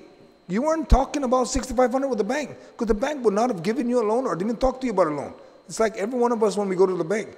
You go with what you got, and you have $6,088 per student, and you have $740, and I brought this up at that hearing. You have $740 ceiling. Do you have $740? No, you don't. So that's not debatable no more. But when you get the $6,088, at $740, you manage to find the faculties as if you're running $740, even if you're $700, like the other, like CFA and everybody else. We're gonna do what we can at this body to assist you, but don't be looking at the legislature and saying, you got to give us $6,500 because we got to pay our bills. You should have managed properly, better. You should have managed better, and I'm not saying you're not, but you shouldn't. The onus is not on us. The onus is on you, because when you know for a fact it's $6,088, your seating is $740. If we can get you to $900, Senator, we'd help you, because I know what your plan was. I saw that. The only difference is most of the charter school council doesn't exist. There's only, unfortunately, Madam Amanda, I think you're the only one left. Or maybe one more, but I'm just only worried that And you know, I just want to make sure that we understand that. Yes, I do. Work with the 6,088, and if we can get you 65, your oversight chair wants 65. If we can get it, we'll get it. We work with whatever we receive, Yeah. and we're blessed. I mean, every day I say I am blessed.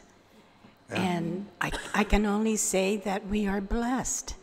Because in all of the obstacles and all of the outcry, you know, we should have been shut down, we should not have been funded, you know, all of that. And so I can only say that there are dedicated faculty, staff, and parents who bring their kids to charter school. But we have to be mindful also that the reason why 6,500 is what the charter schools are asking for in our budget hearing was because our meals vendor, our vendor started to say, well, you know, I have to now pass on the cost of that 5% gross receipts tax. I now have to pass on to you all of the cost of living and the costs that have gone up. And so, yes, we could be very mindful, and I say to you, good senators, we are blessed with whatever we receive. can we do better? Absolutely. Absolutely. You can do better, absolutely, too. So I would be lying if I didn't say absolutely.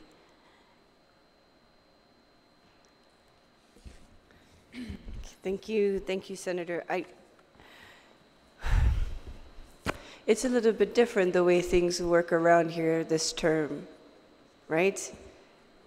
And I would like to see you reinstated at 6,500. I would like to see the charter schools reinstated at 6,500. But things are a little bit different. And I just want to know that with your 6,088, because Senator S.A. is the appropriations chair, with your 6,088, will that be able to fulfill your obligation to the vendors with 6,088 if you're able to get a loan? And that's what I want to know. Yes. And how will it impact? Okay, so 6,088 is we're safe. going to have to, I don't think completely, like right now with the 6,088, we only use the 750 out of the 840, and that will be short term, but it's payment. You know, I honestly need to let my vendors know that we are doing the best that we're going to do, and with your help, the bank's help, we'll move forward. The following fiscal year 20, we will look at the balance and then work the numbers, Senator San Augustine, but I appreciate whatever, we would appreciate the 6,500, but I know it's hard. I will be working with the Oversight Chair. That's who I would work with. She'll be my pivot point, and I will present the numbers to her so she can see that. Senator, if I may, I truly understand exactly what you're going through. I was in your seat at one time, and the chair of education, public education, the community college, and the university. So I understand that. And in our testimony, I said just that. What we were saying, though, originally, and you're right, historically it was 5,500. Why that number, I'll tell you right now, it just came from the sky because one senator said that's what we're going to, because there was a range. I will tell you this, when you check what the average cost is per child, per school, it varied from 5,500 to the normal maybe 9, except for one school at $17,000 per child.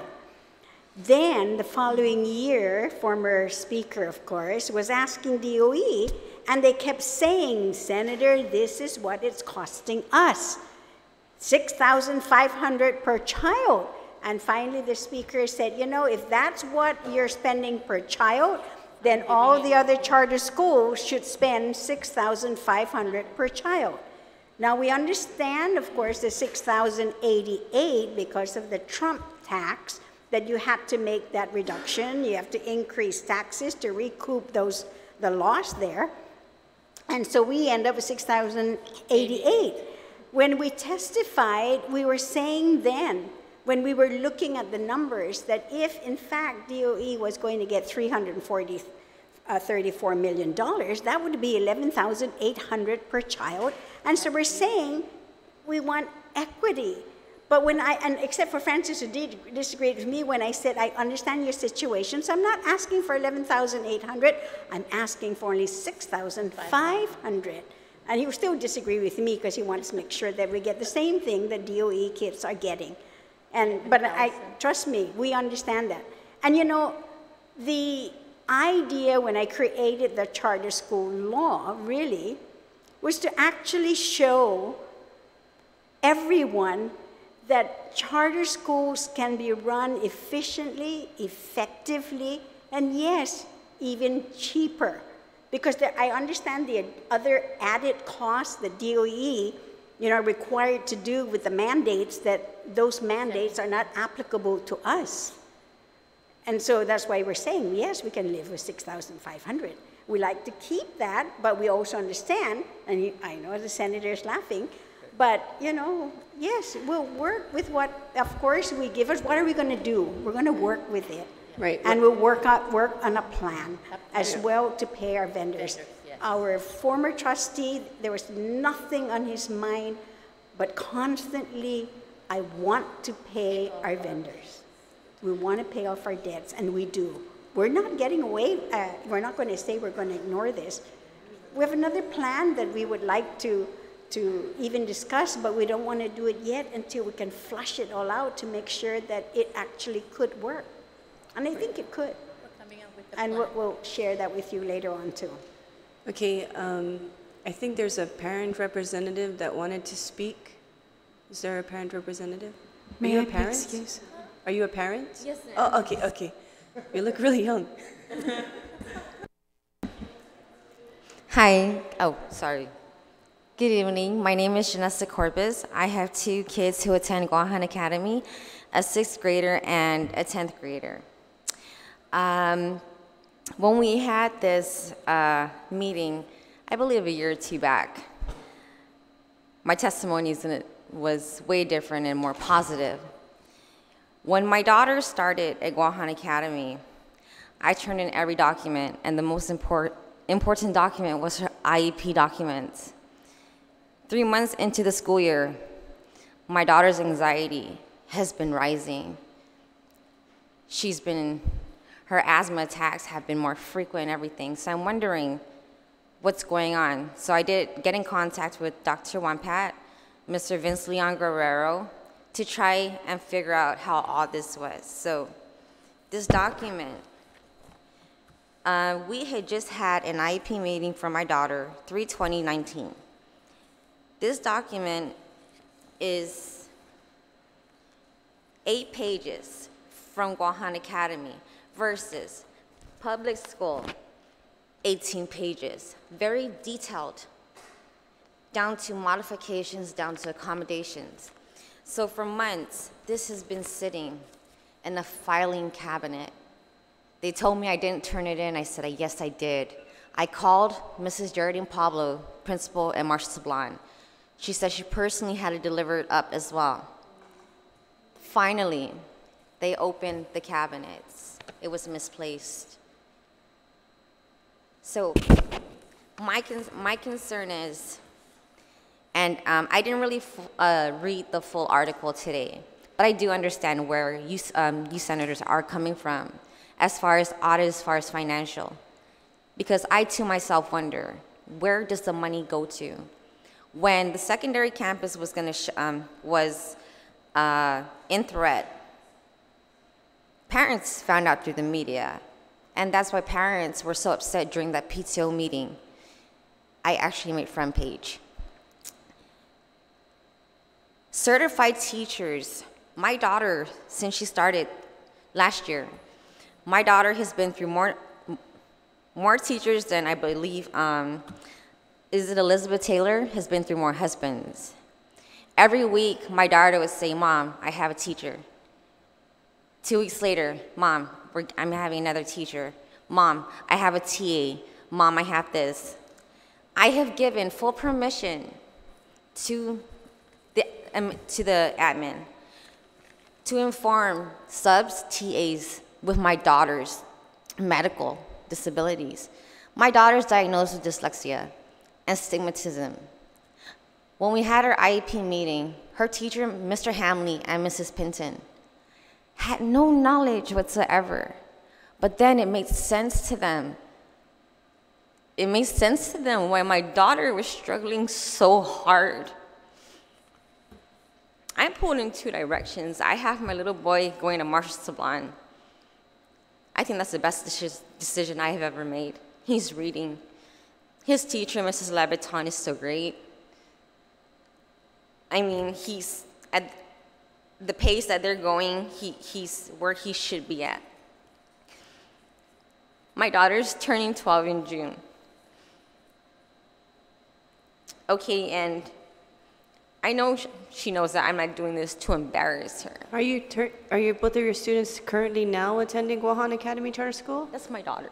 Yes. Are they still at Guahan Academy? Yes. Okay. So my thing is, senators, teachers, the one teacher, I believe it's Mrs. Shelton, she understood children with dyslexia, but then she left not even a month into the school year. And when I met up with her, I had asked her, what made you leave?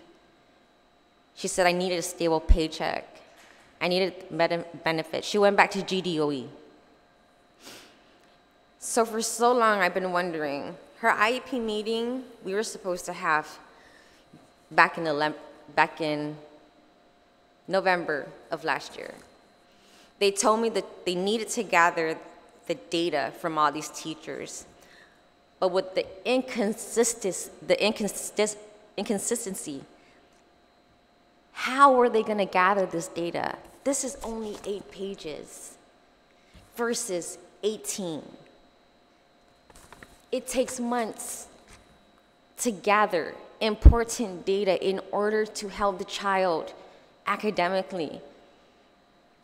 So the nurse brings up, and it even came down to her doctor even questioned, why am I seeing your daughter every 2 weeks, every other week?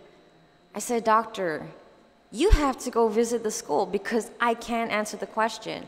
I have turned in every single documentation. She's severe asthmatic. Any form of scent can trigger it. Okay, so I don't know how kids manage to bring in Axe or, cologne, vape or whatever. They spray it, it triggers an attack. The nurse calls me, and it's like I'm the RN. I'm asking her simple questions, and she can't answer. She actually said, have you ever considered homeschooling? I said, ma'am, may I remind you, if you were a private school, you have every right to tell me this is an optional school. This is a charter school, which GDOE does finance as well, okay, part, right? So DOE just manages their budget. The umbrella law, right? And so with my daughter this year, I don't understand what happened. It was just, it went from this whole positive to this, it was going back and forth, repeating myself, showing everything, documents I already presented, they already had made copy of. It was so bad to the point where my mother, I gave her the phone, and I imagine how long I have been dealing with it. Just one phone call, she was like, I feel so bad for you, not knowing the mental stress. It's because I've tried to, I'm like, look, my daughter, she falls under IEP. Like, well, it doesn't say that. I said, yes, on your registration, it has, your child special ed, right? Check mark that, turn in the documents, everything was there. But nobody cared to look, read, and make sure that every student there, especially students who need accommodations, modifications, who fall under IEP, that they meet their needs. Is there someone that has an explanation for this? Thank you, Madam will explain. Vice. Well, first of all, of course, because this is an IAP, it's considered, of course, confidential, so we can't talk about it on our side. A parent can, however, and she just did. And, and I've met with her the very first time, and I told her, I said that, I'm open to meeting with her. I met with her the first time, and I will be upfront, but that we are a small school. Sorry, I was running from the restroom to here. We have 26 students with special needs, and because the numbers are so small, we normally don't warrant hiring a full-time CRT. But because we understand that there is a need, we're definitely getting someone now to then be a part-time CRT, and we've been working very closely with DOE because all of the IEPs, basically, whatever we've discussed, whatever we've written and agreed to with the parents, the teachers, the counselors, is that then we have to send it back to DOE because they keep a record of all this because of a federal requirement. And depending on some of the services that are needed or required and are documented in the IEP, then DOE normally, because we won't have some of those specialists, would actually provide those individuals to all of the schools who would need them. So I, of course, like to, again, meet with the parent. We've established that, communication, and there will be, hopefully soon, probably in a couple of days or weeks maybe, in which a CRT now will be on board. Okay. Does this suffice for you, this program or commitment that they are giving you for your child? May you repeat the program? I'm sorry. Or their, what it is steps actually, their the courses step of would action? be to have a person, like a CRT, definitely, who would be assigned specifically for special needs children and program. Yes. Yes. I think that would work. Yes. I mean, very good. My concern is that the parent stated that her actual IEP document was misfiled, one, and the child's needs was not attended to for several months. Is that what you said? Yes, ma'am. Madam Speaker. So I know that we're doing this course of action, but if Guahan Academy didn't have the resources to ensure that the children got the best care that they deserved, why did, what is the, I guess we really can't answer for the things that happened in the past, right? But it's still unacceptable, Speaker. Well, no, I totally agree with you. I am not, of course, absolving any of these things. Is that even though I came in just the week of the opening of the school, is that I'm taking full responsibility for this. And so I'm not running away from this responsibility. And because of the fact that I know that there are a certain number of students, special needs children, and the question I've asked also then is that for this individual that will be now assigned to specifically look at review all 26 of it, and to make sure that we are in compliance. So that's definitely in the works. I know that IEP meetings have been happening already for the last 2 weeks, and next week already we were told that we're going to have to leave our offices to make space available for this private meeting. So absolutely, I'm taking full responsibility for this and assuring the parent, Mrs. Corpus, that we will have a CRT. Okay. They do have a staffing pattern, and I'm just thinking, although you are new, there are other positions that have been open to hold accountable for what has happened to this woman's child, to hold accountable for this kind of neglect. And in the DOE system, it's very serious. My mom used to be a CRT, so it was a very stressful job because if they ever did a misstep or they overlooked something, they go to court. Yes, absolutely, and that's the reason why I've recommended to the board already, and they've authorized me to then have a CRT, a part-time CRT. And I know that this individual has already been working with the SBC, specifically at DOE on our 26 students. Okay. When will the CRT come on board? I'm hoping that will be by next week. My board's giving me the go. So they are expecting a CRT by next week? I do follow-ups myself. Okay. And just to say that the last conference, I really felt for my daughter's health and social studies teacher. My first time meeting her in person. She was absent during the meeting. She told me she had no knowledge of the meeting, and if she did, she would have provided notes. She was absent because she was sick, but she told me she had no knowledge until she received this. And I believe that, yes, with the CRT in place, that all those issues will be addressed. And they'll report directly to me. Okay.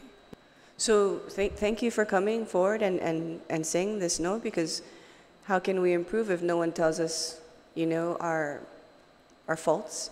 And so, but if anything doesn't happen, please contact my office, and we will call in GACS and see why are the children's needs not being met.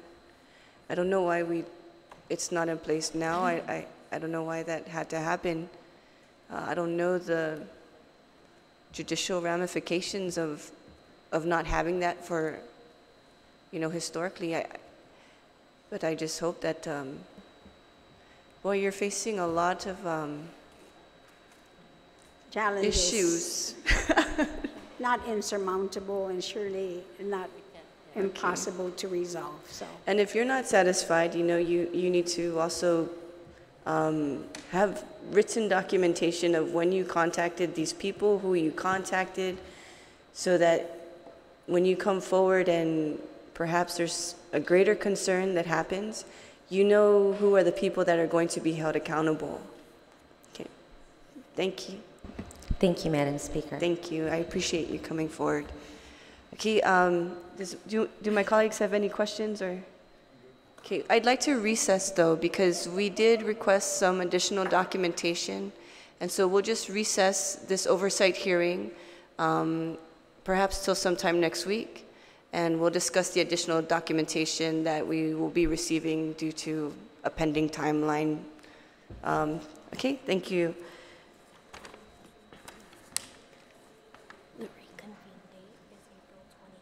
Okay. Thank you. May I ask what the additional other documents, because I did give your staff the ones that you had asked, the critical needs to follow up. So even with my notes on it, I gave it to her Sure. to make a copy. Is there anything else?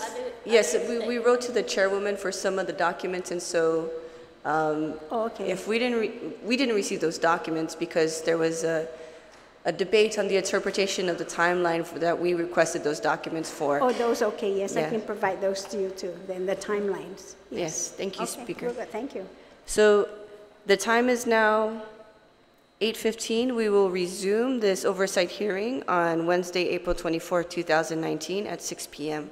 Thank you, everyone. Good night.